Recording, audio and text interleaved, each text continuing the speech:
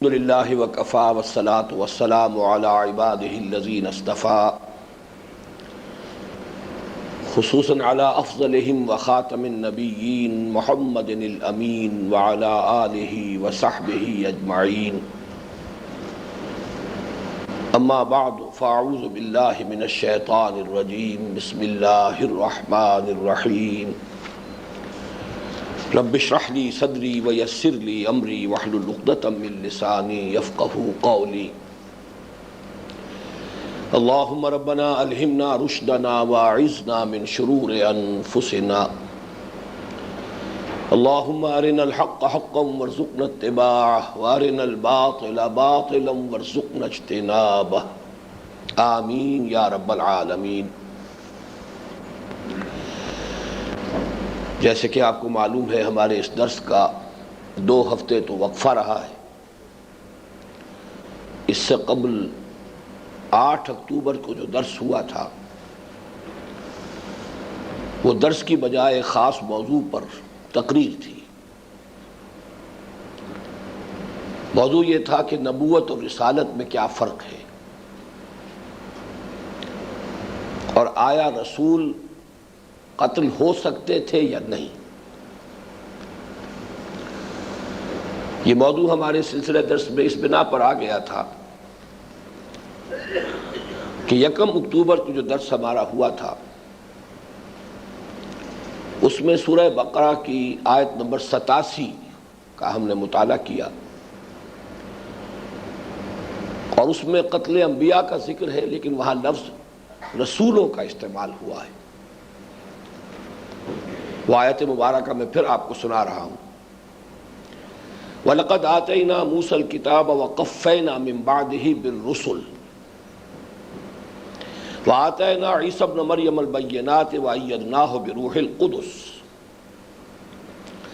أَفَكُلَّمَا جَاءَكُمْ رَسُولٌ بِمَا لَا تَهْوَىٰ أَنفُسُكُمُ اسْتَكْبَرْتُمْ فَفَرِيقًا كَذَّبْتُمْ وَفَرِيقًا تَقْتُلُونَ۔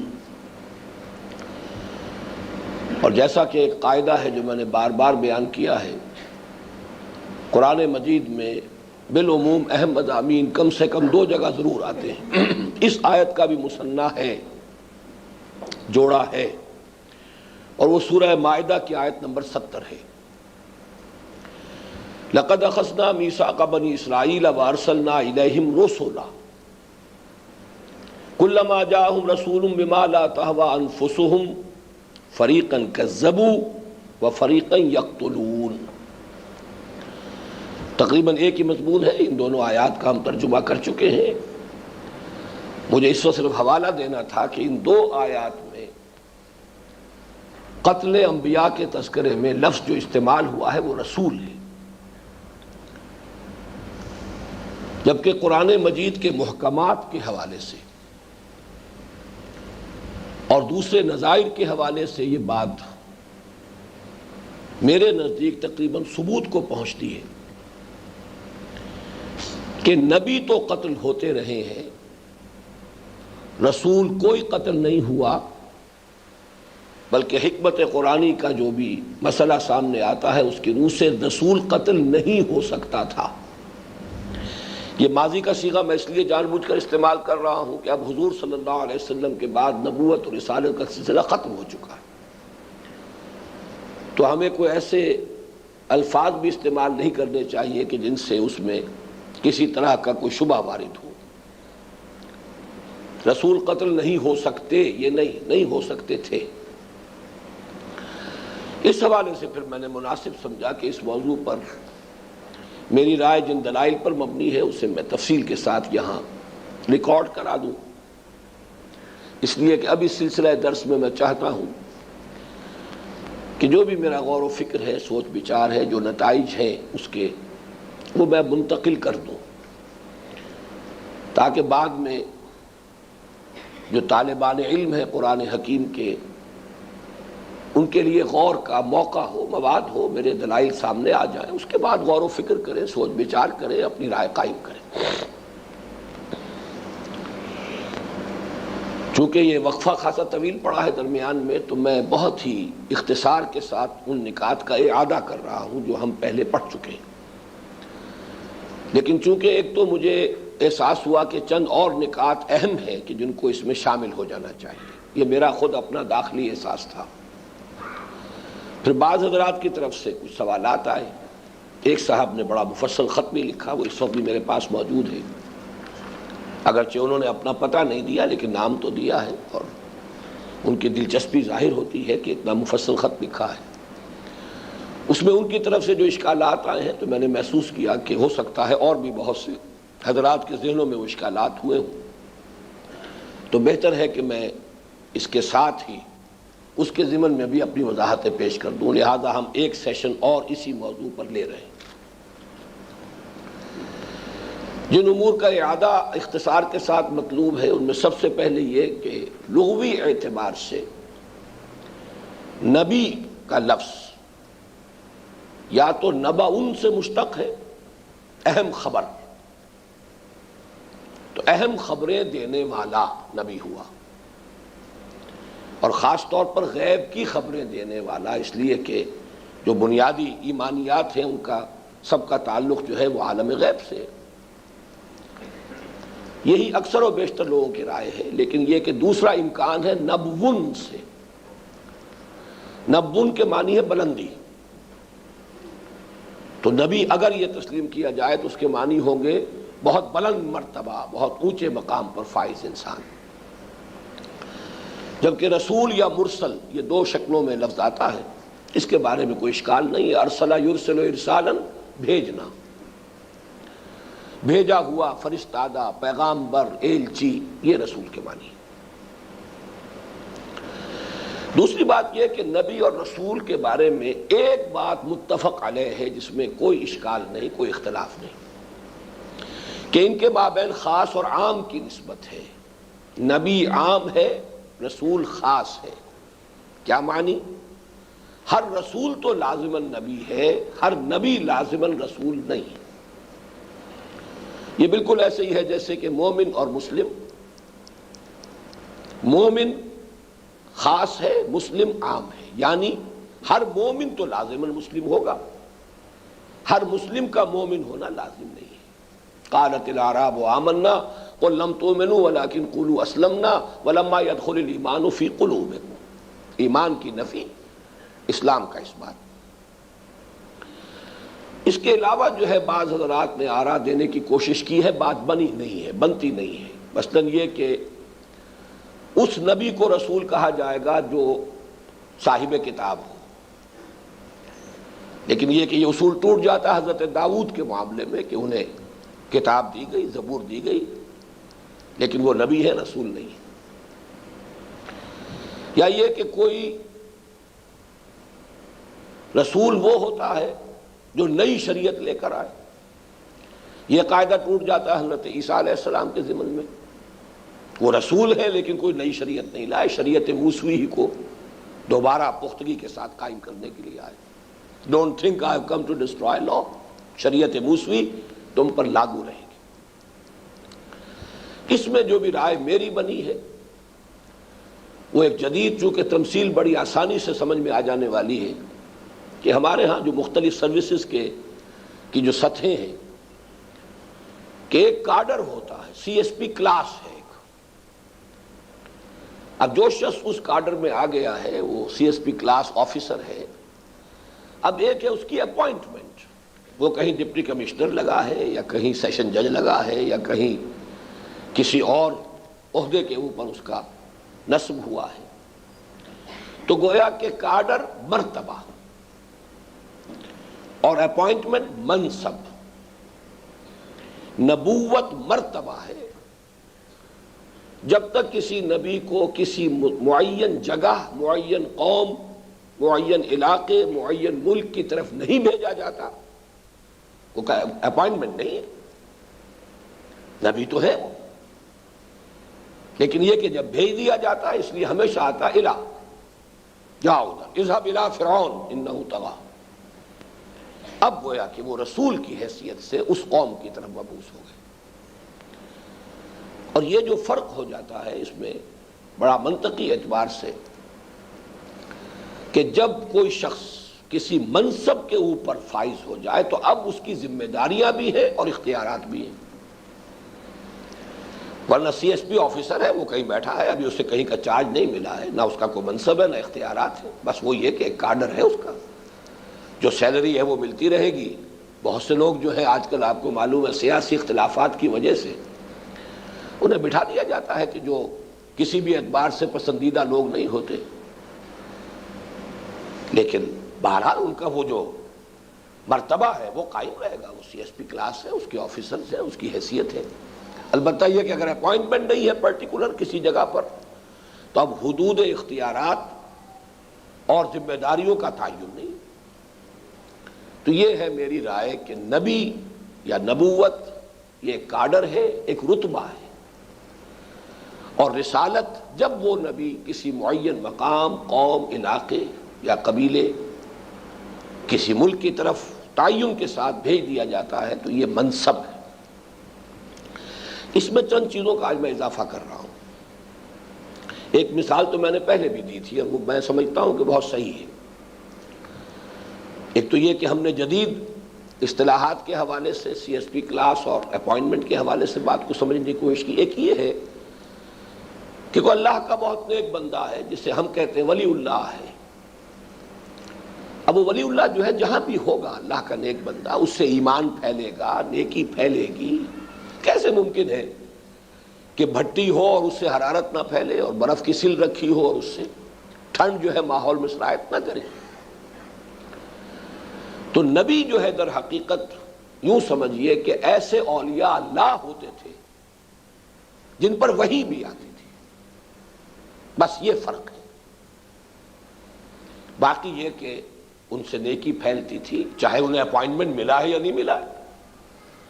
جس اللہ پر یقین رکھتے تھے اس کی توحید کا وہ پرچار کرتے تھے، جس آخرت کا انہیں یقین حاصل تھا اس کی طرف لوگوں کو متوجہ کرتے تھے. جو خیر، جو نیکی، جو بھلائی فکر کی، عمل کی اللہ نے انہیں عطا کی ہے اس کو شیئر کرتے تھے، لوگوں کے اندر تقسیم کرتے تھے. لیکن وہ اس پر معمور نہیں تھے. معمور من اللہ معین طور پر وہ ہوتا ہے رسول، اور پھر اس کا معین ہو جاتا ہے کہ اس کے پاس جا کر اتمام حجت قائم کرو. چنانچہ یہ ذرا تین فرق نوٹ کیجئے. نبی اپنی ذات پر ایمان کا مطالبہ نہیں کرتا تھا، نہ اپنے لیے شخصی اطاعت کا مطالبہ کرتا تھا. میرا حکم مانو، مجھ پر ایمان لاؤ. رسول کا معاملہ یہی ہے، مجھ پر ایمان لاؤ اور میرا حکم ماننا پڑے گا ذاتی طور پر. ان اعبدوا اللہ واطیعون، اللہ کا تقوی اختیار کرو، میری اطاعت کرو. پرسنل اطاعت رسول کی لازم، اس لیے کہ وہ تو اب نمائندہ ہے اللہ کا، اپوائنٹڈ ہے. اس حوالے سے اس کی اطاعت اللہ کی اطاعت، اور اس کی اطاعت سے سرتابی اللہ کے خلاف بغاوت. سیدھی سیدھی بات. جبکہ جیسا کہ میں نے عرض کیا انبیاء کا معاملہ یہ نہیں ہے.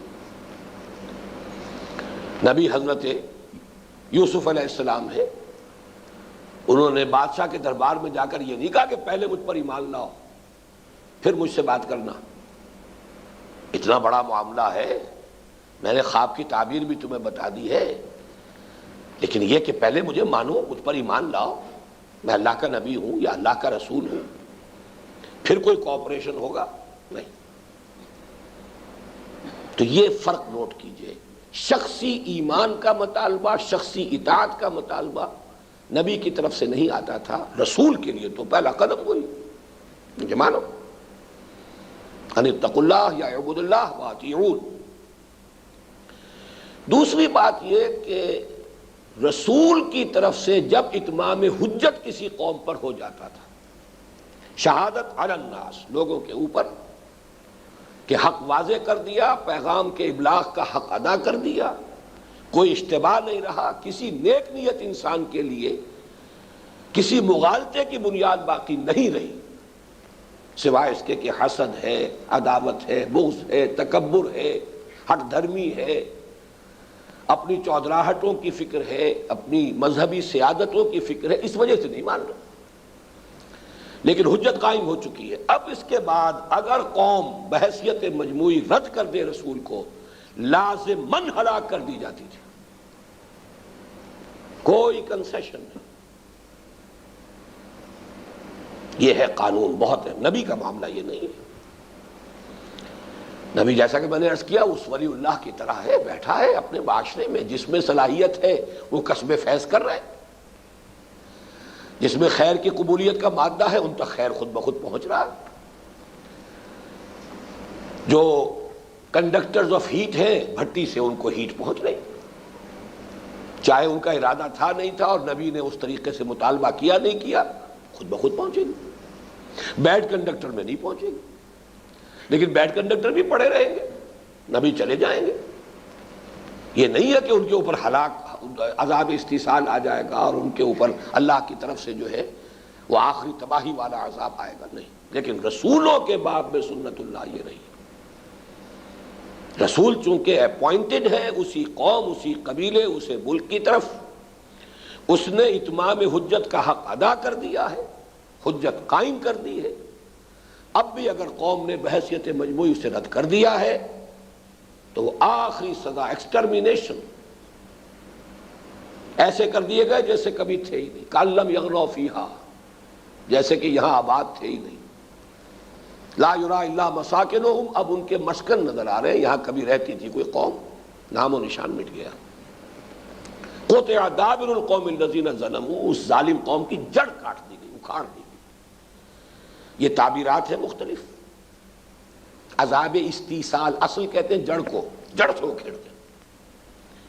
چنانچہ یہ جو آپ مکی صورتوں میں دیکھتے ہیں، حضرت نوح کی قوم کا جو حشر ہوا، حضرت ہود کی قوم کا جو حشر ہوا، حضرت صالح کی قوم کا جو حشر ہوا، یہ جو دو بستیاں تھیں سدوم اور عامورہ کی جس کی طرف حضرت لوط بھیجے گئے، پھر یہ کہ مدین کا جو علاقے کا حشر ہوا جہاں حضرت شعیب بھیجے گئے، آل فرعون کیوں غرق کیے گئے، یہ قاعدہ کلیہ۔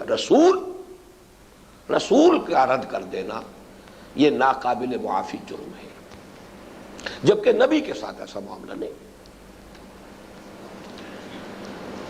اسی کا پھر منطقی نتیجہ یہ ہے کہ جب وہ بھٹی دہکتی تھی، آخری جو ہے کلیش حق و باطل کا انتہا کو پہنچتا تھا، تو ظاہر ہے کہ اب نبی اگر ہے تو مغلوب بھی ہو سکتے ہیں، مقتول بھی ہو سکتے ہیں، رسول وہ قتل نہیں ہو سکتے، وہ تو اللہ کے نمائندے ہیں۔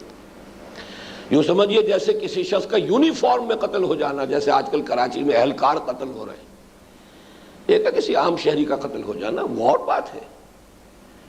یونیفارم میں کوئی شخص ہے، چاہے وہ پولیس کا ہے، فوج کا ہے، اس کا قتل کر دینا، اس کے اور اس کے درمیان زمین و آسمان کا فرق ہے۔ تو رسول تو چونکہ وہاں پر اللہ کا نمائندہ، یہ سفیر کے قتل کے مانند ہے۔ کسی مملکت کا سفیر قتل کر دیا جائے تو گویا کہ اعلان جنگ ہے۔ تو سلطنت روما کے ساتھ جو جنگ شروع ہوئی ہے، وجہ کیا تھی؟ حضور کے ایک نامہ بر کو شہید کر دیا گیا۔ رومی سلطنت کا باج گزار تھا وہ شخص جس نے شہید کیا، لہذا حضور نے فوج کشی کی، جنگ موتا ہوئی، پھر جنگ تبوک، سفر تبوک کہہ لیجیے۔ تو یہ تین نکات ہیں، جبکہ نبی قتل بھی ہو جاتے ہیں۔ حضرت یحییٰ علیہ السلام قتل ہو گئے، حضرت زکریا علیہ السلام قتل ہو گئے۔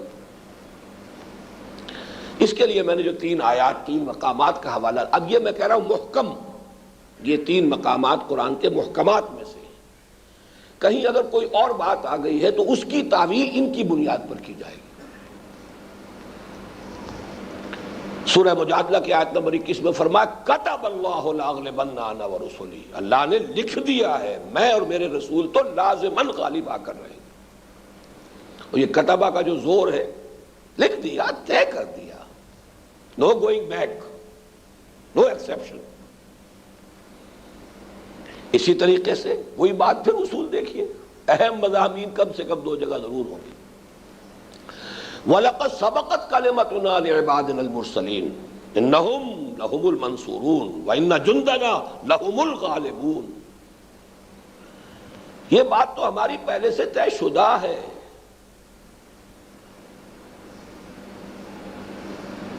ہمارے جو بندے مرسل ہو کر جائیں گے یہ طے شدہ ہے. وَلَقَدْ سَبَقَتْ كَلِمَتُنَا لِعِبَادِنَا الْمُرْسَلِينَ إِنَّهُمْ لَهُمُ الْمَنْصُورُونَ.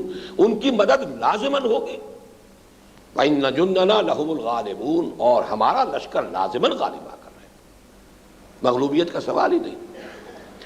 اضافی بات سمجھیے کہ یہی انداز ہے سورہ قمر میں حضرت نوح علیہ السلام کی جب فریاد تھی، جب انہوں نے دیکھا میری قوم تو مجھے اب مغلوب کیے دے رہی ہے. انی مغلوب فانتصر. اے اللہ میں تو مغلوب ہوا چاہتا ہوں، بس انتقام لے، بدلہ لے ان سے. معلوم ہوا کہ ان کے بھی علم میں تھا کہ قانون یہ ہے.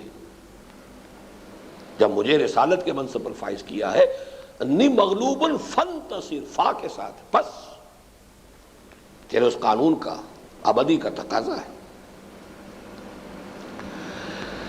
اس کے علاوہ جو اصل میں جو ایک مستقل بحث جو ہے وہ یہ ہے کہ جہاں بھی قتل قطعی کا ذکر ہے، اس لیے کہ یہ دونوں آیتیں جو میں نے آج بھی پڑھی ہیں ان میں فعل مضارع استعمال ہوا ہے. تقتلون یقتلون. فعل مضارع میں حتمیت نہیں ہوتی، قطعیت نہیں ہوتی، جبکہ عربی زبان میں فعل ماضی کے اندر قطعیت. فَفَرِيقًا كَذَّبْتُمْ یہ ماضی ہے، وَفَرِيقًا تَقْتُلُونَ.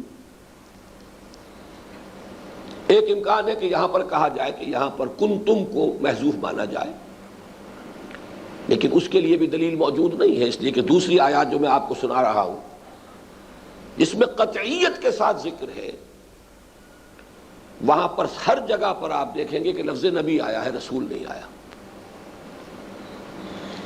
سورۃ البقرہ کی آیت سے نمبر 61 جو ہے وہ ہم پڑھ چکے ہیں. وَضُرِبَتْ عَلَيْهِمُ الذِّلَّةُ وَالْمَسْكَنَةُ وَبَاءُوا بِغَضَبٍ مِّنَ اللَّهِ ذَلِكَ بِأَنَّهُمْ كَانُوا يَكْفُرُونَ بِآيَاتِ اللَّهِ وَيَقْتُلُونَ. اب یہاں کانو پہلے سے شامل ہے. وَيَقْتُلُونَ النَّبِيِّينَ بِغَيْرِ الْحَقِّ، یہاں نبی کا لفظ ہے. ذَلِكَ بِمَا عَصَوْا وَكَانُوا يَعْتَدُونَ. اس کا مثنیٰ سورہ آل عمران کی آیت نمبر 112. ضربت علیہم الذلۃ اینما ثقفوا الا بحبل من اللہ وحبل من الناس وباؤوا بغضب من اللہ وضربت علیہم المسکنہ ذلک بانہم کانوا یکفرون بآیات اللہ ویقتلون الانبیاء بغیر حق ذلک بما عصوا وکانوا یعتدون.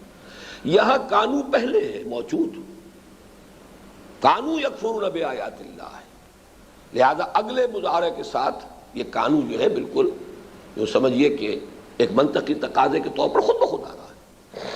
جبکہ وہاں شکل یہ ہے کہ پہلا وہ کانو کے ساتھ نہیں بلکہ وہ تو فعل ماضی مطلق ہے.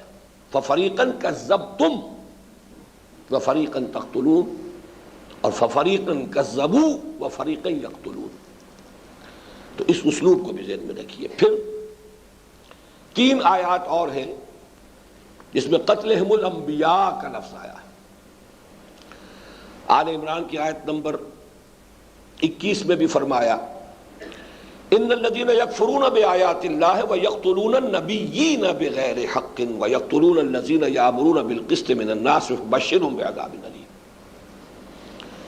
اسی سورہ مبارکہ کی آیت نمبر 181 میں فرمایا لقد سمع اللہ قول الذین قالوا ان اللہ فقیر ونحن اغنیاء سنکتب ما قالوا وقتلهم الانبیاء بغیر حق. سورۃ النساء کی آیت نمبر 155. اصل میں تو یہ مثنیٰ یہ ہے، آل عمران 181 اور نساء 155 یہ مثنیٰ ایک دوسرے کا. فَبِمَا نَقْضِهِمْ مِيثَاقَهُمْ وَكُفْرِهِمْ بِآيَاتِ اللَّهِ وَقَتْلِهِمُ الْأَنْبِيَاءَ بِغَيْرِ حَقٍّ وَقَوْلِهِمْ قُلُوبُنَا غُلْفٌ. یہاں سب میں ہر جگہ آپ دیکھ رہے ہیں کہ لفظ نبی آ رہا ہے. حکمت کے اعتبار سے ذرا گہرا مقام ہے سورہ آل عمران میں، جہاں حضرت یحییٰ اور حضرت عیسیٰ علیہ السلام کا معاملہ آتا ہے. حضرت یحییٰ کی تمام صفات، ان کے مکارم، ان کے مقامات کا تذکرہ یہاں ختم ہو جاتا ہے. وَنَبِيًّا مِّنَ الصَّالِحِينَ. سائملٹینیس کنٹراسٹ میں حضرت عیسیٰ کا تذکرہ ہوتا ہے تو آگے بات بڑھتی ہے رسولاً الی بنی اسرائیل. اور آپ کو معلوم ہے فرق کیا ہے؟ حضرت مسیح کو انہوں نے قتل کرنے کی کوشش کی، اللہ نے زندہ اٹھا لیا. وہ رسولاً الی بنی اسرائیل تھے. وہ قتل نہیں ہو سکتے. حضرت یحییٰ کو قتل کرنے کی کوشش کی، اللہ نے نہیں روکا، قتل کر دو. یہ جو فرق و تفاوت ہے، اور یہ میں آپ کو پہلے بتا چکا ہوں کہ وہ عام اور خاص کی جب میں نے بات کہی تھی تو اس میں ایک اور قاعدہ جو ہے مفسرین کے نزدیک کہ یہ عام اور خاص کے الفاظ جو ہوتے ہیں جوڑوں کی شکل میں، یہ جب ایک جگہ پر آئیں گے تو ان کا مفہوم لازماً مختلف ہوگا.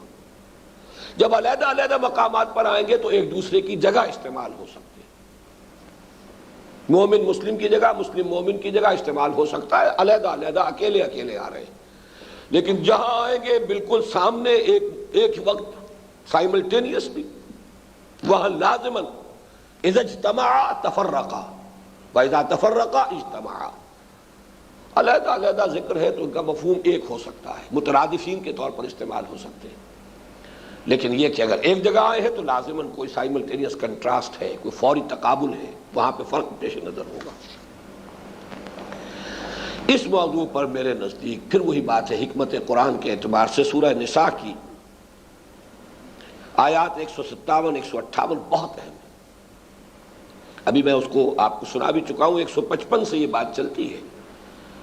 کیونکہ آپ کو معلوم ہے کہ قرآن حکیم میں یہود اور نصارہ پر جو علیحدہ علیحدہ چارج شیٹ ہے وہ تو آئی ہے سورہ بقرہ میں یہود پر مفصل جو ہم پڑھ رہے ہیں آج کل،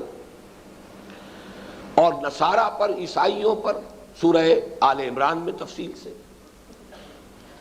پھر سورہ نساء، سورہ مائدہ میں ان دونوں کو مجموعی طور پر یا اہل الکتاب، وہاں پھر دیکھنا پڑتا ہے کہ اہل الکتاب میں سے یہاں کون سے گروپس کے بارے میں گفتگو ہو رہی ہے، لیکن عموماً وہ اجتماعی طور پر بات ہوتی ہے یا اہل الکتاب.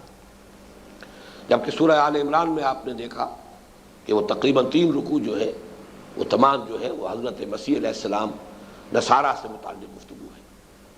جبکہ سورہ بقرہ میں ہم دیکھ رہے ہیں یا بنی اسرائیل اذکروا نعمتی التی انعمت علیکم، یا ایھا الذین ہادوا، وہاں بات اس سے ہوگی. یہاں جو ان کا قول نقل ہوا ہے وَقَوْلِهِمْ إِنَّا قَتَلْنَا الْمَسِيحَ عِيسَى ابْنَ مَرْيَمَ رَسُولَ اللَّهِ، اور ان کا یہ کہنا کہ ہم نے قتل کر دیا مسیح کو، عیسیٰ یعنی مریم کے بیٹے کو، اللہ کے رسول کو. اب یہاں ظاہر بات ہے یہ رسول اللہ کے الفاظ ان کے نہیں ہو سکتے. اگر وہ رسول اللہ مانتے تو قتل کیوں کرتے؟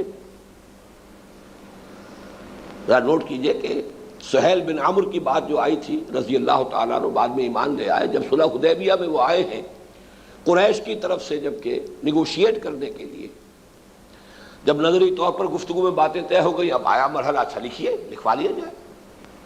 حضور نے ڈکٹیشن شروع کی، حضرت علی لکھ رہے ہیں.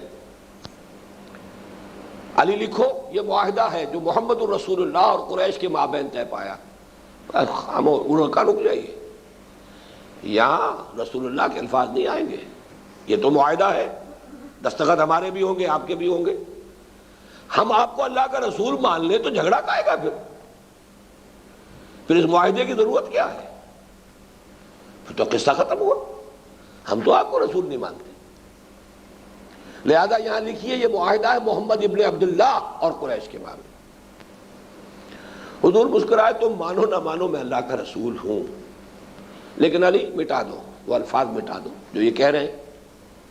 بہرحال ان کا آبجیکشن جو ہے اس اعتبار سے تو درست تھا، قانونی اعتبار سے، کہ اگر ہم نے رسول مان لیا ہوتا آپ کو تو یہ نوبت کیوں آتی، یہ جھگڑا کائے کا ہوتا، اس صلح کی ضرورت کیا تھی؟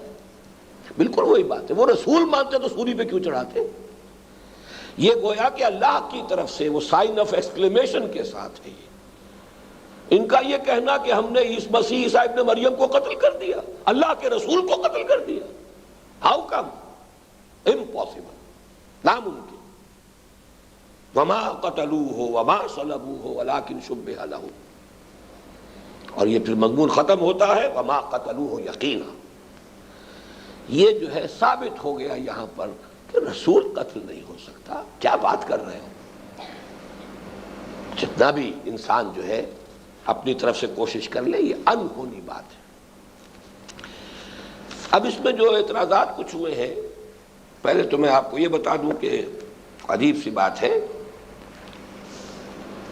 کہ انہوں نے انہی 2 آیتوں کے حوالے سے کہا ان کی تعویل پھر کیا، آیت نمبر 87 اور آیت نمبر 70 مائدہ کی.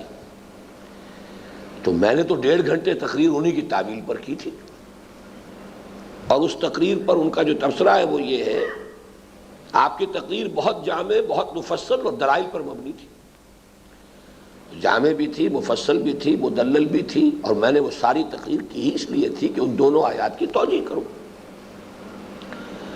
اب وہ توجیہ کیا ہے دوبارہ میں عرض کر دیتا ہوں۔ یا تو وہاں پر رسول بمانی نبی مان لیا جائے گا، جبکہ اصول ہے اس جوڑے کے الفاظ مترادفین کے طور پر استعمال ہو جاتے ہیں، جبکہ اتنے مقامات پر ہم دیکھ رہے ہیں کہ معاملہ اور محکمات، قوانین، اصول، لاغلبن انا ورسلی، اس حوالے سے ہم وہاں مانیں گے، جبکہ یہ متفق علیہ بات ہے کہ یہ دونوں الفاظ ایک دوسرے کی جگہ استعمال ہو سکتے ہیں، اور وہاں پر وہ سائملٹینیس کنٹراسٹ موجود نہیں ہے، اکیلا اکیلا لفظ آیا ہے۔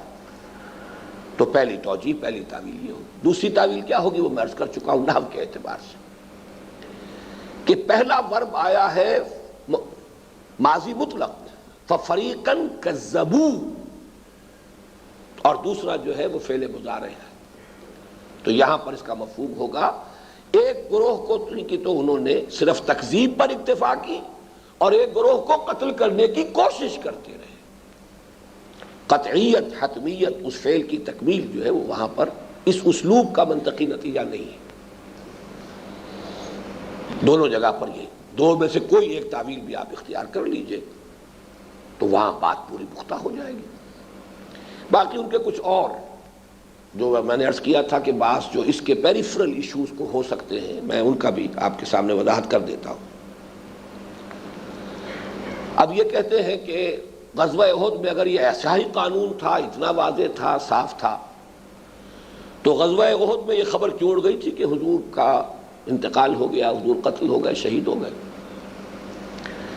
تو اس میں پہلی بات تو یہ ہے کہ جنگ کے حالات میں اس قسم کی کیفیات جو ہے بہت جذباتی فضا ہوتی ہے،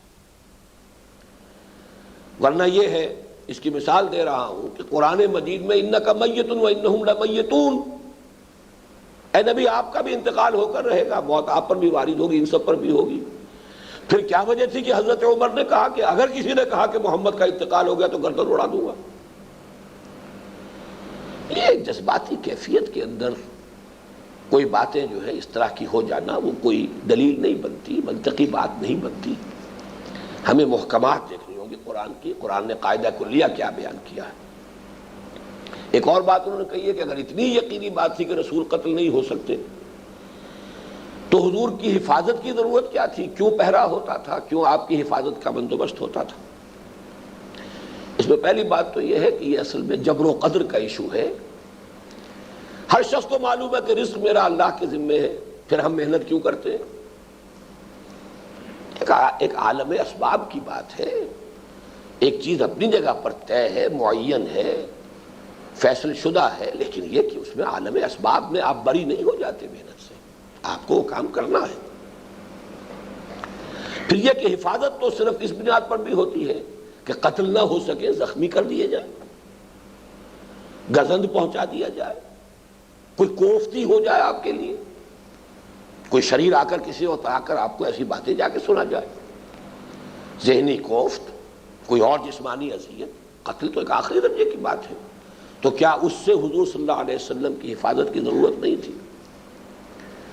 ویسے خود انہوں نے ایک بات کہہ دی ہے، اور میں سمجھتا ہوں کہ یہ اچھا کریڈٹ ہے ان کا کہ واقعی سوچنا پڑتا ہے کہ جب قرآن مجید میں تھا کہ واللہ یعصمک من الناس، اللہ آپ کی مدد کرے گا اور آپ کی حفاظت کرے گا لوگوں سے، تو پھر یہ حفاظت واقعی سمجھ میں نہیں آتی؟ سمجھ میں آتی ہے، وہی ہے اللہ رازق ہے، رزق کا کسب تمہیں کرنا ہے۔ وما رمیت اذ رمیت ولکن اللہ رمی فلم تقتلوہم ولکن اللہ قتلہم، یہ ایک دوسرے کی نقیض نہیں ہے۔ اے مسلمانوں تم نے قتل نہیں کیا، اللہ نے انہیں قتل کیا میدان بدر میں، اور اے نبی آپ نے نہیں مٹھی بھر کر پھینکی تھی کنکریوں کی، اللہ نے پھینکی تھی۔ یہ دونوں چیزیں ایک ہی حقیقت کی تعبیر ہے، ہر فعل کے اندر دو ایلیمنٹس موجود ہیں۔ بہرحال یہ مسئلہ وہ جبر و قدر والا ہے۔ واللہ یعصمک من الناس، یہ خود میرے اس موقف کے لیے انہوں نے اپنے پاس سے خود دلیل دی ہے۔ ایک انہوں نے کہا کہ شب بدر جو ہے، بدر سے ایک شب پہلے حضور کیوں اتنے بے قرار تھے، کیوں پریشان تھے؟ اگر یہ اتنی یقینی بات تھی کہ میں قتل نہیں ہو سکتا، تو یہ بڑی بودی بات انہوں نے کہی ہے۔ حضور نے اپنے بارے میں تو بات کہی نہیں، یہ فرمایا تھا اے نبی، یہ جو اے اللہ جو میں نے اس وقت لا کر میدان میں ڈال دیے 313، اگر یہ قتل ہو گئے کل تو پھر قیامت تک تیرا نام لینے والا کوئی نہیں ہوگا۔ یہ ان کے بارے میں، اور ظاہر بات ہے ان میں سے تو 14 شہید ہوئے، اگر 14 ہوئے تھے تو 140 بھی ہو سکتے تھے۔ اس حوالے سے یہ بات جو ہے در حقیقت اس میں تو کہیں اس دعا میں کہیں بھی حضور صلی اللہ علیہ وسلم کا، اور ویسے بھی سوچئے، غور کیجئے، یہ تقریباً بیچوں بیچ وہ عریش بنائی گئی تھی میدان کے اندر، ادھر لشکر مسلمانوں کا کافی فاصلے پر، ادھر کفار کا پڑاؤ بیچوں بیچ، اور پہرے پر اس وقت صرف حضرت ابو بکر تھے رضی اللہ تعالیٰ، ننگی تلوار لیے۔ تو اس سے اندازہ ہوتا ہے کہ واللہ یعصمک من الناس، اس کا کچھ یقین لوگوں کو موجود تھا، ورنہ اتنا تو کم اہتمام نہیں ہونا چاہیے تھا حضور صلی اللہ علیہ وسلم۔ اگرچہ حضرت علی رضی اللہ تعالیٰ عنہ نے اسی سے دلیل نکالی ہے، حضرت ابو بکر کے انتقال پر جو الفاظ انہوں نے کہے خطبے کی شکل میں کہ ابو بکر ہم میں سب سے بڑھ کر شجاع بھی تم ہی تھے، اس لیے کہ وہ شب جو ہے اس روز تم پہرا دے رہے تھے تلوار لے کر، جبکہ محمد الرسول اللہ صلی اللہ علیہ وسلم نے وہ طویل سجدہ کیا ہے اور گڑ گڑا کر دعائیں مانگی۔ ایک اور بات یہ کہی گئی کہ قرآن میں یہ کیوں آیا افَإِن مَاتَ أَوْ قُتِلَ، یہ سورہ آل عمران میں آیا ہے، اگر وہ ان کا انتقال ہو جائے یا وہ قتل ہو جائیں، انقلبتم علی اعقابکم، تو کیا تم اپنی ایڑیوں کے بل لوٹ جاؤ گے؟ اس کا جواب یہ ہے کہ جب بھی کبھی کلام شرطیہ ہوتا ہے، وہ بسا اوقات ایک مفروضے کی شکل میں بھی ہوتا ہے، وہ ضروری نہیں ہوتا کہ اس سے آپ منطقی طور پہ کوئی نتیجہ نکال سکیں۔ جیسے یہ سورہ زخرف کی آیت نمبر 81 ہے، قُلْ إِن كَانَ لِلرَّحْمَنِ وَلَدٌ فَأَنَا أَوَّلُ الْعَابِدِينَ، اے نبی کہہ دیجئے کہ اگر رحمان کے کوئی بیٹا ہے یا ہوتا تو سب سے پہلے میں ہوتا اسے پوجنے والا۔ اب کوئی شخص دلیل بنائے کہ اس کا مطلب بیٹا ہو سکتا ہے، اللہ نے تو کہا ہے کہ اگر رحمان کا کوئی بیٹا ہے، نہیں، یہ تو ایک مفروضہ ہے نفی کی انتہا کے درجے میں۔ تو جہاں پر بھی کلام شرطیہ ہے اس سے یہ نتائج جو ہے نکالنے ضروری صحیح نہیں ہے۔ اس میں آخری بات جو ہے میں اس کا اضافہ کر رہا ہوں، چونکہ جب ساری باتیں آ گئیں، ہمارے لیے بڑی غور طلب بات یہ ہے کہ حضور کی کس قدر خواہش تھی، لَوَدِدتُّ أَنْ أُقْتَلَ فِي سَبِيلِ اللَّهِ ثُمَّ أُحْيَا ثُمَّ أُقْتَلَ ثُمَّ أُحْيَا ثُمَّ أُقْتَلَ، میری بڑی خواہش ہے کہ اللہ کی راہ میں قتل ہو جاؤ اور پھر مجھے زندہ کیا جائے، ایک مرتبہ پھر اللہ کی راہ میں قتل، پھر زندہ کیا جائے، پھر قتل، یہ لذت مجھے ملے۔ مشرف گرچہ شد جامی ز لطفش، خدایا کرم بارے دیگر کن، بار بار مجھے یہ لذت ملے اللہ کی راہ میں قتل ہونے کی۔ ایسی خواہش، اتنی شدید خواہش اللہ کے نبی کی، اللہ کے رسول کی، اللہ کے خلیل کی، اللہ کے حبیب کی۔ کوئی تو قاعدہ کلیہ ہے، کوئی تو روک ہے، کوئی تو چٹان کھڑی ہوئی ہے اللہ تعالیٰ کی ابدی قانون کی، ابدی قانون، اٹل قانون، جس میں کوئی تبدیلی نہیں ہو سکتی۔ کہ آپ کی خواہش اپنی جگہ، آپ کا ذوق شہادت اپنی جگہ، لیکن یہ کہ لن تجد لسنت اللہ تبدیلا ولن تجد لسنت اللہ تحویلا، یہ ہمارا قانون اٹل ہے، اس میں کوئی تبدیلی نہیں ہوگی۔ اب یہ باتیں تو ہو گئی وہ کہ جو اس خط کے حوالے سے تھی، چند چیزیں جن کا میں اضافہ کرنا چاہتا ہوں، بلکہ ان میں سے ایک صاحب نے توجہ دلائی تھی درس کے بعد۔ چونکہ رسول کی ڈیفینیشن میں نے بار بار یہ الفاظ استعمال کیے اور آج بھی کیے ہیں، معین قوم، معین جگہ، معین شہر، معین ملک کی طرف اپوائنٹمنٹ، جیسا کہ ہمارے انسانی کلام کے اندر یہ کوتاہیاں اور یہ خلا اور لیکیونا رہ جاتے ہیں۔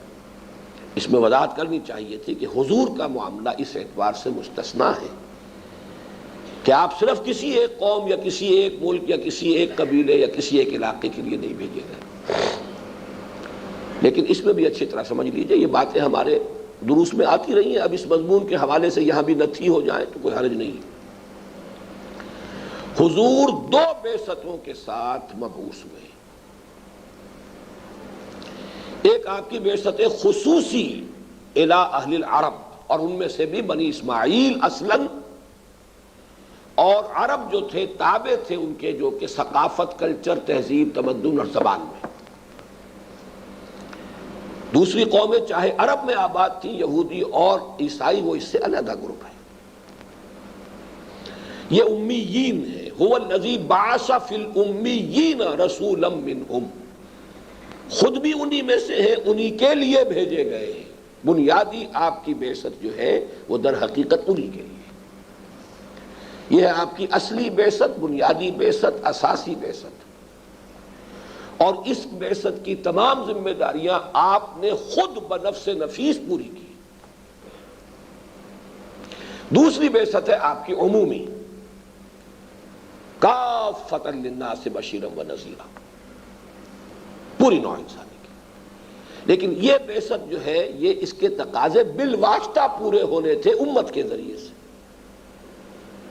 اور چونکہ امت کے ذریعے سے وہ اتمام حجت کبھی اس درجے کا نہیں ہو سکتا جس درجے کا اتمام حجت رسول خود کرتا ہے، رسول کرتے تھے کہنا چاہیے۔ پھر رسول کی شخصیت ابو ڈاؤٹ، اور کون انسان ہوگا جس کی شخصیت ابو ڈاؤٹ ہو جائے، کردار کے اعتبار سے، شخصیت کے اعتبار سے، پھر معصومیت ان کی، لہذا کسی اور کے ذریعے سے اتمام حجت اس درجے کا نہیں ہو سکتا۔ یہی وجہ ہے دیکھیے کہ حضور کے مشن کی تکمیل کے مرحلے میں آ کر جہاں تک مشرکین عرب کا تعلق تھا، امیین کا، انہیں رعایت نہیں دی گئی، اگر وہ ایمان نہیں لائے تو قتل کر دیے جائیں۔ سورہ توبہ کی ابتدائی 6 آیات ان کے لیے اتری، براءۃ من اللہ ورسولہ الی الذین عاہدتم من المشرکین، اے مسلمانوں تم نے جو بھی معاہدے کیے تھے ان مشرکین سے، آج اللہ کی طرف سے اعلان برات ہو رہا ہے۔ اور آخری الٹیمیٹم ہے، ویسے 2-3 کیٹیگریز علیحدہ وہاں بیان کی گئی ہیں، حاصل سب کا یہی ہے، کسی کا کچھ تھوڑی سی رعایت کے ساتھ، وقت مہلت کے اعتبار سے، لیکن یہ کہ آخری یہ تھا کہ پھر قتل عام ہوگا، یعنی یہ عذاب الہی تھا اصل میں، جو قوم نوح پر آیا، قوم ہود پر آیا، کسی پر زلزلے کی شکل میں آیا، کسی پر سیلاب کی شکل میں آیا، کسی پر آسمان کا پتھراؤ ہوا ہے، کسی کو غرق کیا گیا، یعنی ان کے اپنے مسکنوں میں، کسی کو باہر نکال کر اور نیل میں یا سمندر میں غرق کیا گیا ہے۔ اسی طریقے سے اب وہ عذاب استیصال، اگر یہ ایمان نہیں لاتے تو یہ لوگ جو ہے جن کے لیے آپ کی بعثت بنیادی ہے اور جس کے لیے اتمام حجت کے سارے تقاضے تمام شرائط کے ساتھ آپ نے خود بنفس نفیس پورے کر دیے، ان کے لیے تو کوئی رعایت نہیں ہے، یا ایمان لائیں یا قتل کر دیا جائے۔ فَإِذَا انْسَلَخَ الْأَشْهُرُ الْحُرُمُ فَاقْتُلُوا الْمُشْرِكِينَ حَيْثُ وَجَدتُّمُوهُمْ، اتنی ننگی آیت، اور الفاظ صاف، نو چیونگ آف ورڈز، کوئی اگر مگر ادھر ادھر کی بات نہیں، اللہ کی بات ہے۔ واللہ لا یستحی من الحق، اللہ کو حق بات کہنے میں کوئی جھجک نہیں ہے۔ اب آپ تعویلیں کرتے پھریے، مغرب کے سامنے ہاتھ جوڑتے پھریے، میثاق مدینہ ہی کو یاد کرتے رہیے، وہی آپ کے ذہن سے نہیں اترنے پاتا۔ یہ آیتیں ہیں نا آخری تو، فَإِذَا انْسَلَخَ الْأَشْهُرُ الْحُرُمُ فَاقْتُلُوا الْمُشْرِكِينَ حَيْثُ وَجَدتُّمُوهُمْ، جہاں پاؤ قتل کر دو، وَخُذُوهُمْ وَاحْصُرُوهُمْ وَاقْعُدُوا لَهُمْ كُلَّ مَرْصَدٍ، پکڑو انہیں، گھیراؤ کرو ان کا، محاصرہ کرو ان کا، اور گھات میں بیٹھو ان کے لیے۔ یہ اتنے الفاظ، لیکن بقیہ کے لیے اہل کتاب اور نصارہ جو بھی یہودی تھے، وہ چاہے تو یہودی رہتے ہوئے برقرار رہ سکتے ہیں، عیسائی رہتے ہوئے برقرار رہ سکتے ہیں، یؤت الجزیۃ عن ید وہم صاغرون، ہاتھ سے جزیہ پیش کریں چھوٹے بن کر رہے، اگر اسلام کی بالادستی کو قبول کر لیتے ٹھیک ہے، ان کے لیے اسلام کو قبول کرنا لازم نہیں۔ یہ فرق اسی وجہ سے کہ حضور اصلاً بھیجے گئے، هو الذی بعث فی الامیین رسولا منہم، انہی میں سے تھے آپ انہی کے لیے، آپ کی اصل بعثت انہی کے لیے تھی، اس کی ساری ذمہ داریاں آپ نے بنفس نفیس پوری کی، اتمام حجت آخری درجے میں ہو گیا۔ لہذا کوئی رعایت نہیں، نو کنسیشن، یا اسلام یا تلوار۔ باقیوں کے لیے، اور یہی وہ بات ہے پھر کہ جو خلافت راشدہ میں ہم دیکھتے ہیں، یہ صرف اہل کتاب، قرآن مجید میں تو تذکرہ یہود اور نصارہ کے درجے میں ہے صرف اسی سورہ توبہ کے اندر، لیکن پھر اسی پر قیاس کیا گیا ایران کے مجوسیوں کو۔ پوری دنیا کا یہی رہا ہے۔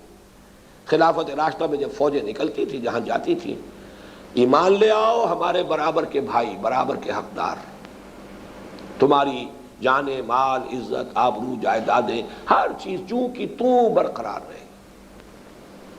یہ نہیں چھوٹے رہو، اسلام کی بالادستی قبول کرو، مجوسی ہو، عیسائی ہو، یہودی ہو، جو ہو، ہندو ہو، پارسی، جو چاہو رہو،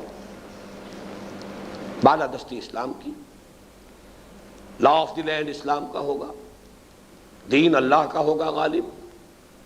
وہ حدیث بھی جو ہم نے اللہ کے فضل و کرم سے ان دنوں بہت عام کی ہے کہ آخری وقت بھی جب یہ معاملہ آئے گا، یہ معاملہ ختم ہونے والا نہیں ہے، پوری دنیا مسلمان نہیں ہوگی آخری دور میں بھی، جبکہ عالمی خلافت کا نظام قائم ہو جائے گا۔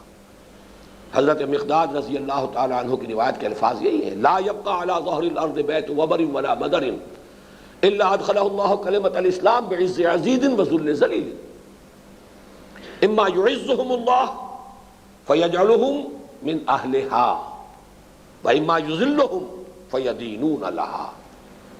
حضرت مقداد پھر کہتے ہیں فقلت ويكون الدين كله لله، رواه الامام احمد رحمہ اللہ، کہ اس روئے ارضی پر کوئی گھر اور کوئی خیمہ ایسا نہیں بچے گا جس میں اللہ کلمہ اسلام کو داخل نہ کر دے، یا اس خیمے اور گھر والوں کے اعزاز کے ساتھ اسلام داخل ہوگا، اسلام داخل ہوگا، وہ بھی مسلمان ہو گئے، ان کے لیے بھی عزت ہے، اعزاز ہے، اور یا پھر وہ مغلوب ہوں گے۔ جب مغلوب ہو گئے تو اسلام بھی ان کے گھر میں مانن تو چلا گیا، داخل ہو گیا، وہ مغلوب ہے، ان کے اوپر ان کے گھر میں بھی اسلام غالب ہے، لیکن یہ کہ وہ محروم رہ جائیں گے۔ اور یذلہم فیدینون لہا، اس کی اطاعت کرنی پڑے گی، ماننا پڑے گا۔ اس سے مراد یہی ہے کہ لا آف دی لینڈ جو ہے وہ تو لازماً اسلام کا ہوگا۔ یہ دو شکلیں اس وقت بھی رہیں گی، کسی کو جبراً مسلمان نہیں کیا جائے گا۔ ہاں جو اسلام لے آئیں گے ان پر اسلام کا قانون نافذ کیا جائے گا، وہاں جبر ہوگا۔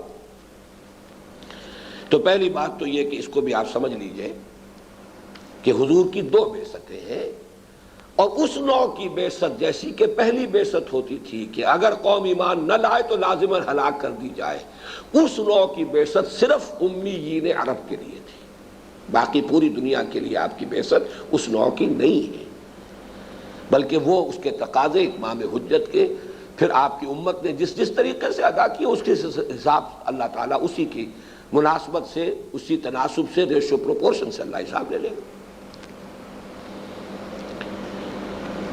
ایک اور بات جو بڑا اہم ہے اس ایشو پر، اور وہ در حقیقت حکمت قرآنی کے جو چوٹی کے مسائل ہوتے ان میں سے ہے، جس سے اصل میں ہمارے ہاں صرف صوفیہ نے بحث کی ہے۔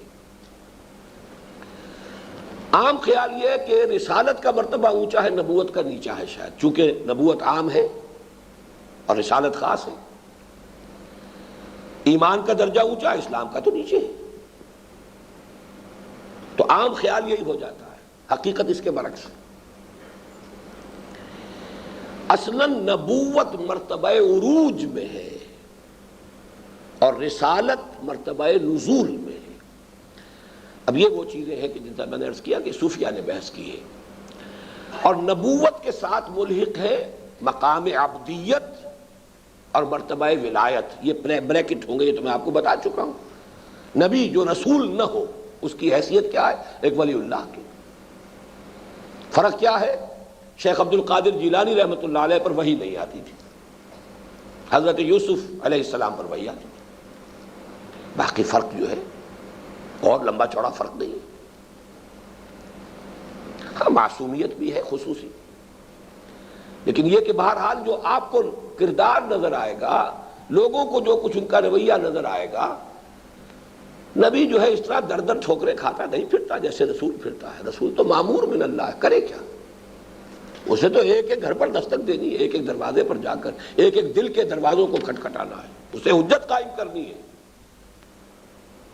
نبی تو اولیاء اللہ کی طرح ہے، جو اس کے پاس آئے فیض کا طالب ہو فیض پہنچائے گا، جتنی اپنی ہمت ہو وہ کرے گا اپنی فطری طور پر۔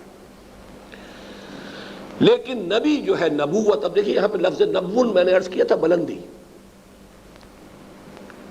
ایک ہے مرتبہ عروج، جب اللہ کا کوئی بندہ اللہ کے سامنے کھڑا ہے، اس سے ہم کلام ہے، یہ مرتبہ عروج ہے۔ اسی کو صوفیہ کہتے ہیں۔ اس کام میں جو اولیاء اللہ جو اس کے لیے محنت کرے، نبوت سے کم تر بات سمجھ لیجئے، اسے کہتے ہیں سیر الی اللہ، اللہ کی طرف بڑھ رہا ہے، تقرب الی اللہ حاصل کر رہا ہے۔ اب اگر اسے کہہ دیا گیا جاؤ اذهب الی فرعون انہ طغی، اب تو پہاڑ سے نیچے اتریں گے نا، آپ نماز پڑھتے تو اللہ کو فیس کر رہے ہیں، اور جب خطبہ دیتے ہیں تو آپ پبلک کو فیس کر رہے ہیں۔ خطبے میں آپ حالت نزول میں ہیں، آپ کی گفتگو لوگوں سے ہو رہی ہے، تبلیغ کر رہے ہیں، تعلیم دے رہے ہیں، تلقین کر رہے ہیں، خطاب کر رہے ہیں، واعظ کہہ رہے ہیں۔ کس سے گفتگو ہو رہی ہے؟ مخلوق سے۔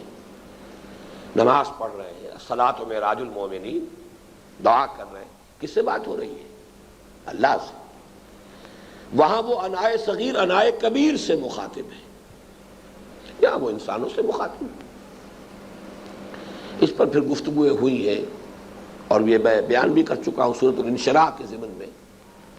یہ بہت بھاری مرحلہ ہوتا ہے اصل میں نبی کے لیے، ہوتا تھا۔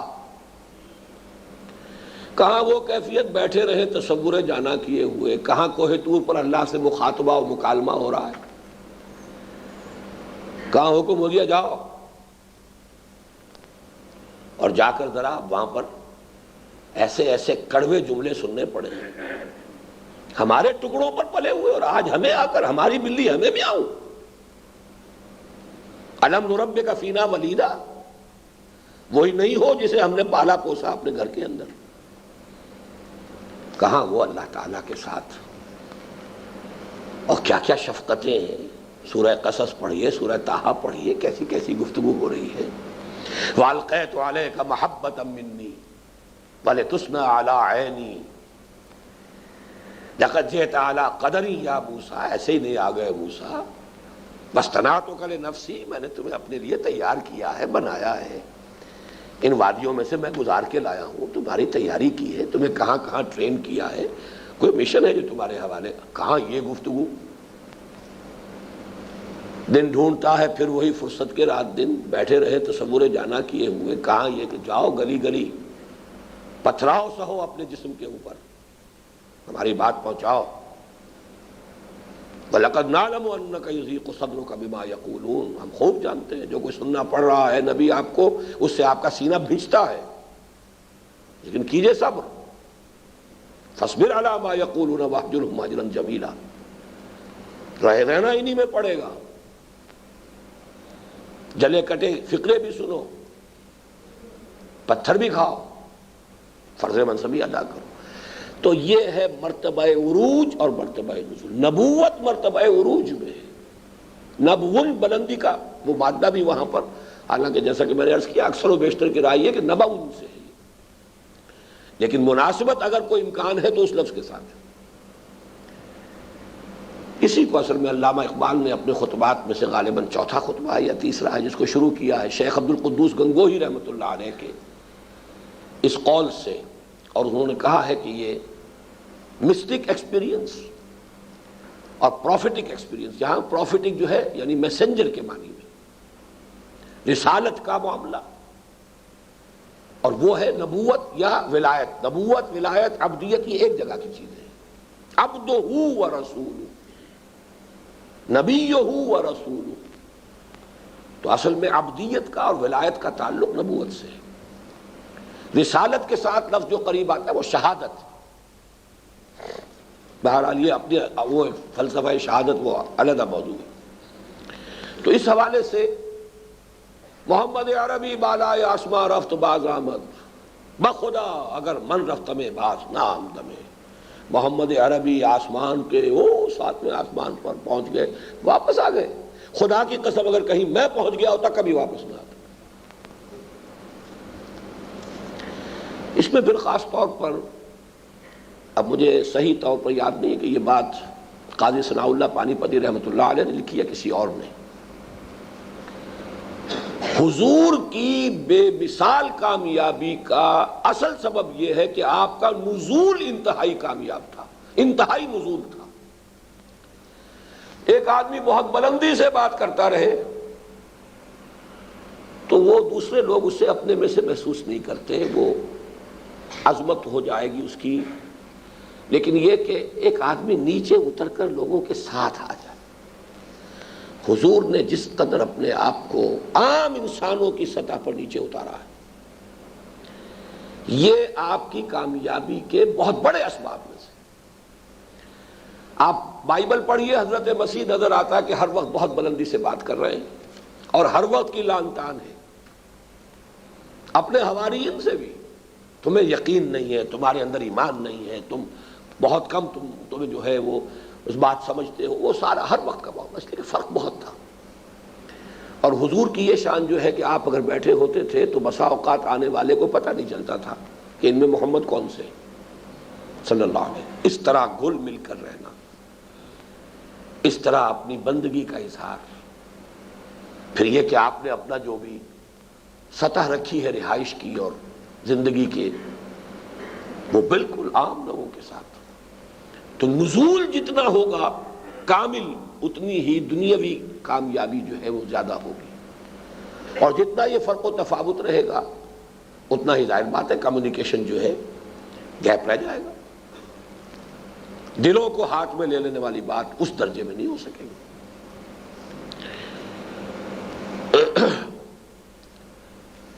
اس کو جو بہترین مثال دی ہے مولانا روم نے اس عروج اور نزول کی، وہ بھی میں آپ کو بتا دوں، اور یہ سورہ مزمل اور سورہ مدثر کی ابتدائی آیات کے مابین ربط و تعلق یہی ہے۔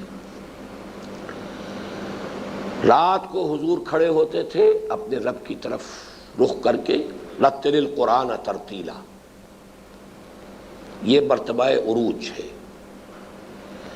دن میں جاؤ ربک فکبر قم فانذر، خبردار کرو، یہ مرتبہ نزول ہے۔ اس کا ایک منطقی نتیجہ نکلتا ہے، یہ بات مولانا روم ہی کہہ سکتے تھے۔ مثال دی انہوں نے کہ جیسے بارش کا سائیکل ہے ہمارے ہاں، پانی جب سمندر سے بخارات ابھرتے ہیں، ظاہر بات ہے ڈسٹلڈ واٹر جا رہا ہے، تو بالکل جو ہے صاف ستھرا پانی جائے گا، بخارات ہے سمندر سے، حرارت سے، نہایت پاک اور صاف پانی جائے گا، کوئی امپیورٹی اس میں ہو ہی نہیں سکتی، ڈسٹیلیشن کا پروسیس ہے۔ اب وہ گیا، اب جب وہ، یہ ہے عروج، سیلف پیوریفیکیشن کا عروج ہے یہ، اور جب وہ پھر اترتا ہے بارش کی شکل میں تو فضا کو دھوتا ہے کہ نہیں دھوتا؟ فضا کی کثافتیں اپنے اندر جذب کرتا ہے کہ نہیں کرتا؟ زمین پر گرتا ہے تو زمین کا جھاڑ جھکاڑ لے کر یہ نالوں میں سے ہو کر جو آپ کے برساتی نالے ہیں ان کو بھی لے کر جاتا ہے اور دریاؤں میں گرتا ہے، دریاؤں سے پھر سمندر میں پہنچ گیا، پھر ڈسٹیلیشن ہو رہی ہے، وہاں سے پھر سیلف پیوریفیکیشن ہے۔ یہ گویا کہ دن اور رات کا سائیکل ہے۔ اب یہاں جو امپیورٹی جو ہے اس مرتبہ نزول میں نبی یا کسی داعی کو ہوگی، وہ کیا ہے؟ طبیعت پر کچھ نہ کچھ ملال تو آئے گا نا، اس نے مجھے کیا کہہ دیا۔ کبھی غصہ بھی آ سکتا ہے، بعض مواقع پہ آیا، غصہ بھی آیا، یہ سب چیزیں کیوں ہو رہی ہیں؟ اگر یہ نزول ہو ہی نہ تو یہ کیفیت آئیں گی نہیں، وہ سارے احساسات وہ سب جو ہے جذب ہو رہے ہیں اندر، اس کا ایک رد عمل پیدا ہو رہا ہے۔ پھر ضرورت ہے کھڑے ہو جاؤ رات کو، اب پیوریفائی کرو اپنے آپ۔ تو یہ عروج اور نزول، عروج اور نزول تسلسل کے ساتھ بہرحال اس وقت میں نے اس موضوع پر جو باتیں تھیں کچھ ایک دلچسپی کے اعتبار سے عرض کر دی ہیں، لیکن اصل کہنا یہ ہے کہ نبوت مرتبہ عروج میں ہے، رسالت مرتبہ نزول میں ہے۔ البتہ یہ صحیح ہے، رسالت خاص ہے، نبوت عام ہے۔ ایک اور کنٹراسٹ نوٹ کیجیے، یہ چیزیں پہلے میں نے بھی کبھی اس طریقے سے، چونکہ اب یہ موضوع بن گیا تھا تو اب تو اس کے چاروں گوشے جو ہو سکتے تھے ان کا مجھے اپنی امکانی حد تک احاطہ کرنا تھا۔ دیکھیے کنٹراسٹ اور نوٹ کیجیے، نبی کا لفظ قرآن مجید میں 43 مرتبہ آیا، اور مرکبات کی شکل میں نبیہم، قال لہم نبیہم، اس طرح سے 80 مرتبہ، لیکن یا ایھا النبی 13 مرتبہ۔ 80 کا تقابل کیجئے 13 مرتبہ، حضور سے قرآن میں خطاب یا ایھا النبی سے 13 مرتبہ ہے، جبکہ نبی کا لفظ اتنا۔ کنٹراسٹ کیا ہے؟ رسول کا لفظ قرآن میں 116 مرتبہ تو آیا مفرد کی حیثیت سے، 335 مرتبہ آیا ہے، یعنی اصل اصطلاح قرآن مجید کی نبوت کا تقابل اگر کریں گے تو 80 اور 335 1 اور 4 کی نسبت ہے۔ رسالت کا ذکر جو ہے 4 گنا ہے نبوت سے، لیکن یا ایھا الرسول صرف 2 مرتبہ آیا قرآن۔ حضور سے جب خطاب ہو رہا ہے، یعنی 15 میں سے یوں سمجھیے کہ یہ اس کے برعکس 1 اور 6 کی نسبت ہے۔ 6 کو 4 سے ضرب دیجئے تو کنٹراسٹ جو ہے 24 گنا 25 گنا کا کنٹراسٹ ہے۔ تو آپ کی اصل حیثیت یا ایھا النبی، یا ایھا النبی، یا ایھا النبی، اس کو جوڑ لیجئے اس کے حوالے سے کہ مرتبہ عروج جو ہے وہ نبوت ہے۔ یا ایھا الرسول، اور عجیب بات ہے 2 مرتبہ ایک ہی صورت میں سورہ مائدہ میں، جو تکمیل رسالت اور تکمیل دین کے اعلان کی صورت ہے۔ یا ایھا الرسول بلغ ما انزل الیک من ربک فإن لم تفعل فما بلغت رسالتہ۔ اس فرق کو بھی اسٹیٹسٹکس کے حوالے سے نوٹ کر لیجیے۔ یہی آپ کو فرق نظر آ رہا ہے جو آیتیں ہم پڑھ چکے ہیں۔ انبیاء کے قتل کا تذکرہ 5 آیتوں میں ہے، جبکہ رسولوں کے قتل کا تذکرہ جو ہے وہ صرف 2 آیتوں میں ہے۔ یہ ایک اور اسی کے حوالے سے نوٹ کر لیجیے۔ اب میں 1-2 باتیں اور کہہ رہا ہوں، ان کو آپ کہہ لیجئے۔ ویسے تو یہ کہ اس پوری بحث کے بارے میں بھی، نبوت اور رسالت کے بارے میں، یہ کوئی ایمان اور کفر کا مسئلہ نہیں ہے، اس کے باوجود میری رائے سے اختلاف ہو تو ہو، علمی مسئلہ ہے، حکمت قرآنی کا ایک موضوع ہے۔ میں نے اپنی اب تک کی جو بھی سوچ ہے اس کا خلاصہ آپ کے سامنے رکھ دیا ہے۔ اب بہرحال مرحلہ وہی ہے زندگی کا جس میں کہ بات آخری منتقل کرنے والے مرحلے میں ہے، پھر آگے تاکہ لوگ غور کریں۔ پہلی بات تو یہ میری ذاتی رائے ہے، ابھی تک میں نے اسے بہت زیادہ اذعانی انداز میں پیش نہیں کیا، لیکن میرا خیال ہے اور مجھے خاصا وثوق اس پر ہے۔ حضرت ابراہیم علیہ السلام صرف نبی تھے، رسول نہیں تھے۔ ویسے اولو العزم من الرسل میں ان کا شمار ہوتا ہے، لیکن وہاں وہ رسول اور نبی مترادف کے طور پر ہے۔ یہی وجہ ہے پورے قرآن میں، خاص طور پر ان صورتوں میں کہ جن میں سلسلے وار رسولوں کا، ان کی قوموں کا تذکرہ آتا ہے، عذاب کا، حضرت ابراہیم کے قوم پر اس طرح کے عذاب کا کہیں تذکرہ پورے قرآن میں۔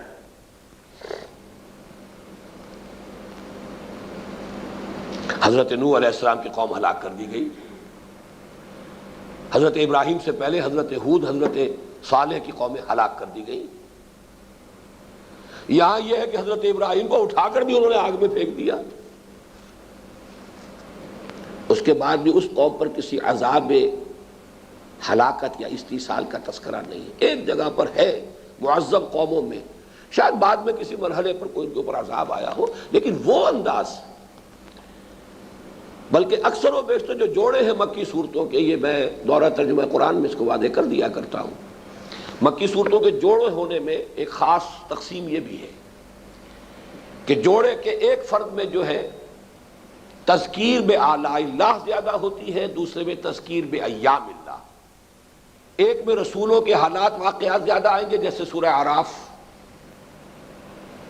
ایک میں سورہ انعام جو ہے اس کا جوڑا، اس کا ذکر ہی نہیں، قوموں پر عذاب کا ذکر ہی نہیں، انبیاء کے ناموں کا گلدستہ مل گیا یا حضرت ابراہیم کا تذکرہ مل گیا۔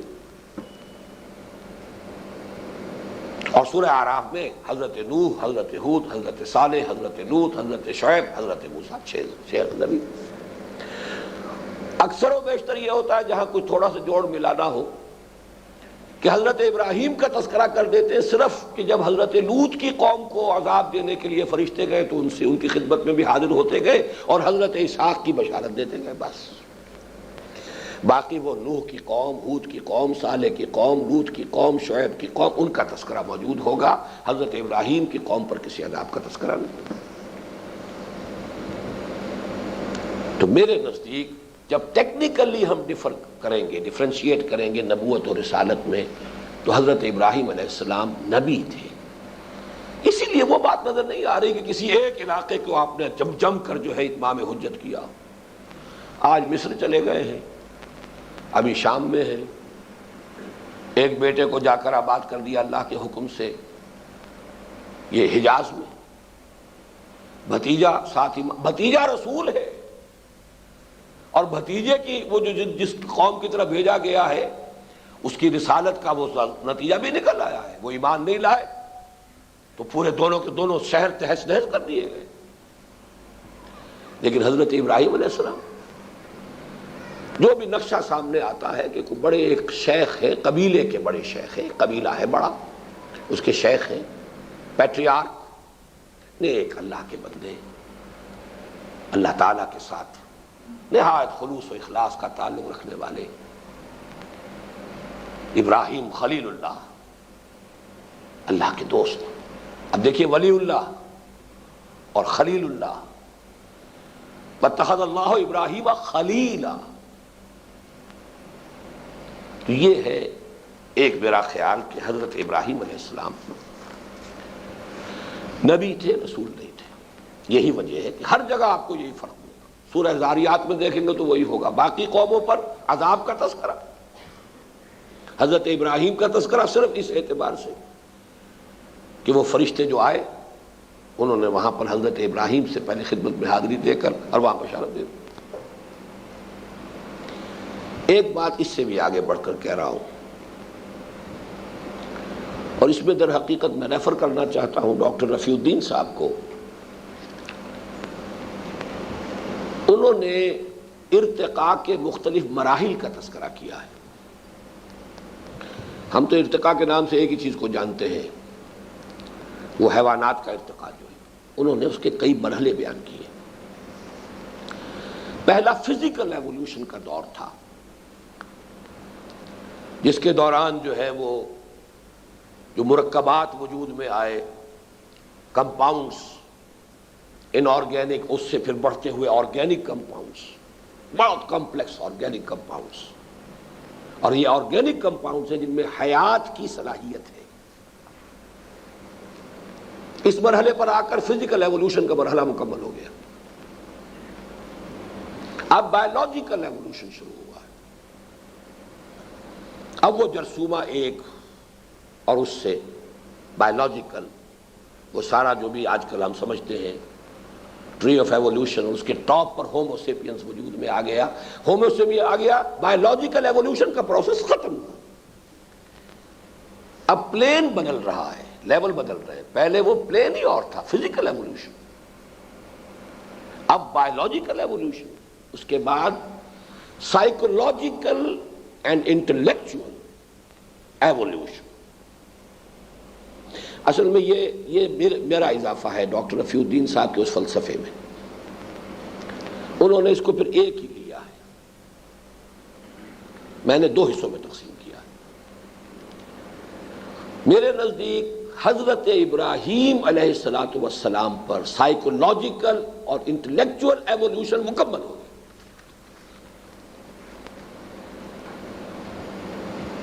ہائٹ ہے، بدترین قسم کے مشرکانہ ماحول میں ہر طرح کا شرک تھا، کھٹا ٹوپ اندھیرے، تہ بر تہ، ظلمات بعضها فوق بعض۔ سیاسی شرک بھی تھا، بادشاہ بنا بیٹھا ہے خدا، بت پرستی کا شرک بھی تھا، ستارہ پرستی کا شرک بھی تھا، کون سا شرک وہاں نہیں تھا؟ اور اس میں وہ سلیم الفطرت انسان، توحید خالص، پھر اس توحید خالص پر استقامت، کون سا امتحان تھا جو نہیں آیا؟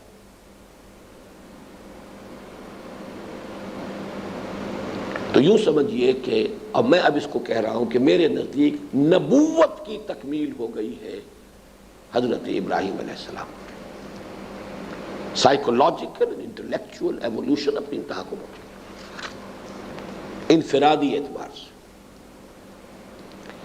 اب رسالت کی تکمیل شروع ہوئی۔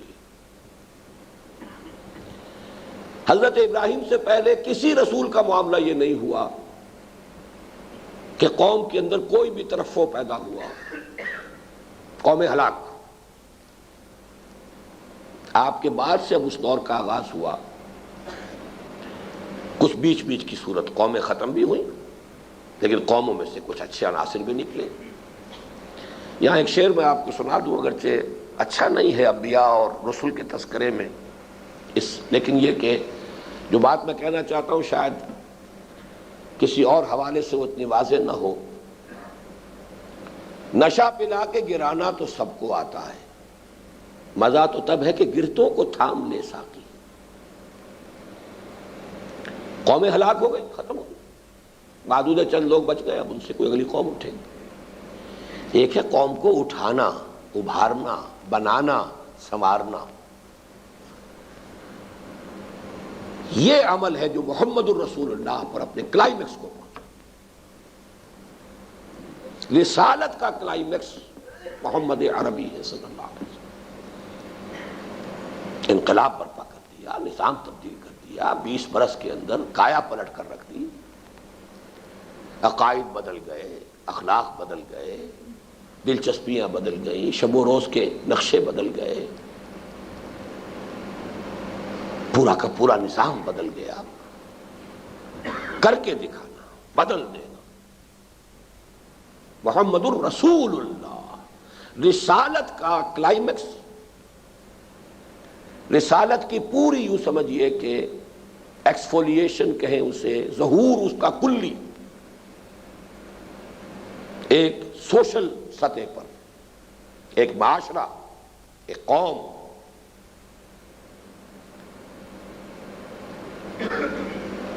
مصطفیٰ اندر حرا خلوت گزید، قوم و آئین و حکومت آفرید۔ ایک نئی قوم، نیا آئین، نئی حکومت، نیا نظام پیدا کیا۔ یہ کلائمیکس ہے نبی اکرم صلی اللہ علیہ وسلم۔ البتہ ایک بات کا مغالطہ نہ ہو جائے، یہ جتنے لیولز ہیں ایوولوشن کے، ظاہر بات ہے وہ پچھلا ایوولوشن کا لیول تو برقرار رہتا ہے نا، یہ نہیں ہوتا کہ وہ ختم ہو گیا۔ فزیکل ایوولوشن کا جو بھی آخری حاصل تھا وہ برقرار رہا۔ اب ایوولوشن جو ہے بائیولوجیکل لیول پر شروع ہوا، بائیولوجیکل لیول انتہا کو پہنچ گیا ہومو سیپینز پر، اب وہ برقرار رہا ہے، وہ مینٹین ہوا۔ اب اس کے اندر سائیکولوجیکل اور انٹلیکچوئل ایوولوشن کا پروسیس شروع ہوا۔ وہ جب اس انتہا کو اور وہ برقرار رہتے ہوئے وہ نبوت کی وہ سطح تو برقرار ہے۔ اب یہ ہے کہ رسالت کا وہ مرحلہ جو ہے اپنی تکمیل کو پہنچا ہے محمد عربی صلی اللہ علیہ وسلم۔ اب صرف ایک اس میں ایوولوشن کا مرحلہ باقی ہے، گلوبلائزیشن۔ وہ جو ایوولوشن محمد الرسول اللہ صلی اللہ علیہ وسلم کی زندگی میں جو اپنی انتہا کو پہنچ گیا تھا، اب اس کی عالمی سطح پر توسیع، and that would be the end of this creation۔ یہ بساط جو اللہ نے بچھائی تھی، یہ زمین، یہاں انسان، یہاں کی تخلیق، اس کے بعد کوئی اور پلین نہیں ہے ایوولوشن کا۔ اسی لیے حضور فرماتے ہیں بعثت انا وساعۃ کہاتین، میں اور قیامت تو اس طرح آئے ہیں، جڑے ہوئے ہیں، آگے کوئی اور نہیں ہے پلین۔ تو اصل میں ڈاکٹر رفیع الدین صاحب نے 4 مراحل میں ان کو کیا، میں اس کو 5 میں کرتا ہوں، اور یہی کہ میرے نزدیک حضرت ابراہیم علیہ السلام، یہی وجہ ہے کہ دیکھیے حضرت ابراہیم کی نسبتیں، واتخذ اللہ ابراہیم خلیلا انی جاعلک للناس اماما، امامت الناس ابراہیم کی ہے۔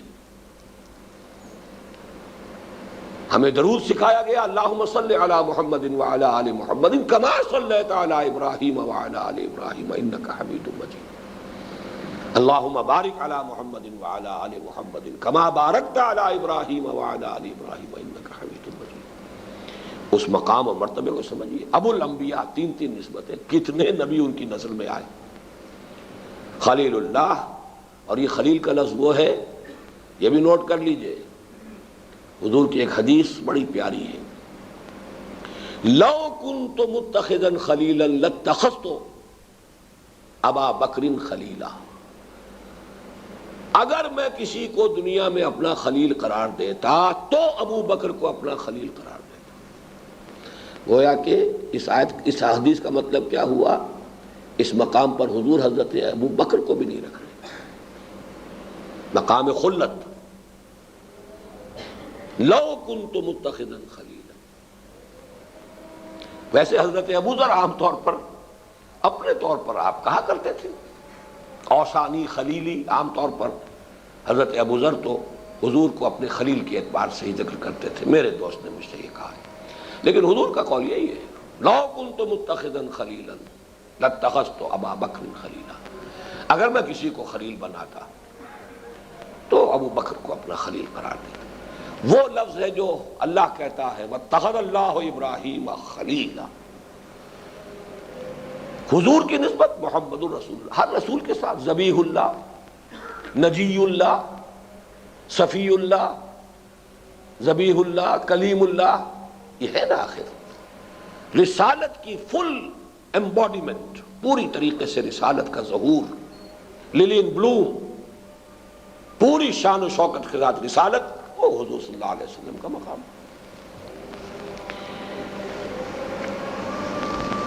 آخری بات جو ویسے میں بیان کر چکا ہوں کہ اس مسئلے کے حوالے سے نبوت اور رسالت، یہ جو آخری دور کی جو میں نے باتیں عرض کی ہے، جو میری کتاب بھی ہے اب موجودہ اور سابقہ مسلمان امتوں کا ماضی حال و مستقبل، مجھے سب سے زیادہ اس کے لیے کلید اسی مسئلے سے ملی،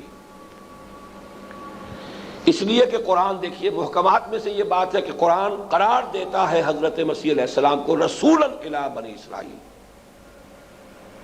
اور یہ بھی ثابت ہے کہ بنی اسرائیل نے آپ کو رد کر دیا،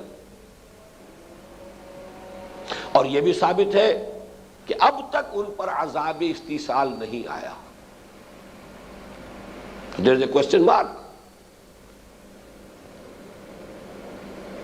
اس کا حل یہ ہے کہ صرف یہ ایک ایکسیپشن اس معنی میں ہے، اس درجے میں، جس کو آپ کہتے ہیں ججمنٹ ریزروڈ، ابھی ایگزیکیوشن نہیں، ہو کر رہے گی، اور وہی آئیں گے ان پرسن حضرت مسیح جو ان کی طرف رسول بنا کر بھیجے گئے تھے۔ استثناء صرف یہ، قانون مستقل نہیں ختم ہوگا، قانون پورا ہوگا، اس کے سارے تقاضے پورے ہوں گے، اور اسی کی خبریں دی گئی ہیں۔ لہذا مجھے تو اصل میں احادیث میں جو کچھ نظر آتا ہے وہ قرآن کی تفسیر نظر آتا ہے۔ کسی اور کو شک ہوا کرے، وہ بیٹھا رہے اس کا راوی فلاں، اس کا راوی یہ ہے، اس کا اس کے اندر یہ کمی ہے، اس میں وہ ہے، یہ کرتے رہے۔ ویسے تو یہ کہ نزول مسیح کی روایات جو ہیں وہ تو متواتر کے درجے میں ہیں۔ مولانا انور شاہ کاشمیری رحمۃ اللہ علیہ کی پوری کتاب اسی پر ہے۔ ہمارے ہاں آج بڑے بڑے مسلمان مفکرین اس معاملے کے اندر جو ہیں، چاہے زبان سے نہ کہیں، دل میں دغدغہ رکھتے ہیں کیسے مان لیں، انہونی سی بات ہے۔ باقی قادیانیوں نے، منکرین سنت نے، انہوں نے تو خیر جڑ اکھاڑ دی ہے۔ اکثر جدید تعلیم یافتہ لوگوں کے ذہنوں میں ان باتوں کے لیے گنجائش ہی نہیں۔ بہت شریف ہوں گے تو غض بصر کر لیں گے، نگاہیں بند کر لیں گے، زبان روک لیں گے، کچھ کہیں گے نہیں، دل میں چور ہے۔